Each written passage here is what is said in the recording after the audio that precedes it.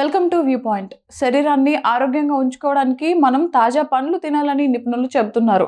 పండ్ల విషయానికి వస్తే ఆపిల్, దానిమ్మ ముందు వరుసలో ఉంటాయి.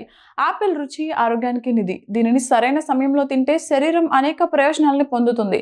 ప్రతిదీ తినడానికి ఒక సమయం ఉంటుంది. సరైన టైంలో తింటే దాని ప్రయోజనాలు మరింత పెరుగుతాయి. రాంగ్ టైంలో తింటే శరీరానికి మేలు జరగకపోగా హాని జరుగుతుంది.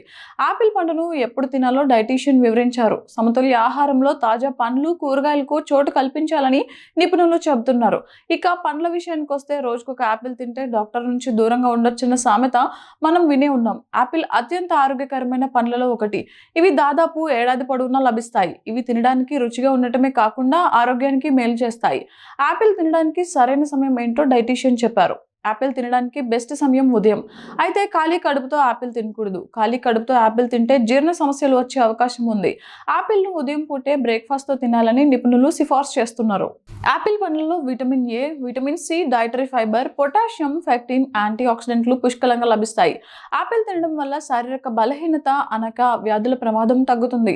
అయితే ఈ ప్రయోజనాలన్నీ సరైన టైంలో తినడం వల్లే లభిస్తాయి. తప్పుడు సమయంలో ఆపిల్ తింటే ఆరోగ్యానికి మేలు జరగకపోగా హాని జరిగే అవకాశం ఉంటుందని నిపుణులు చెబుతున్నారు.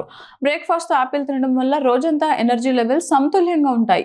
మీరు కావాలనుకుంటే బ్రేక్ఫాస్ట్ చేసిన అరగంట తర్వాత తినొచ్చు. ఇక మీరు వ్యాయామం చేసే ముందు ఒక ఆపిల్ తినొచ్చు. అంతేకాకుండా మధ్యాహ్నం భోజనానికి ఒక 40 నిమిషాల ముందు ఆపిల్ తినొచ్చు. ఆపిల్ పండును సరైన టైంలో తింటేనే ఆరోగ్యానికి మంచిది.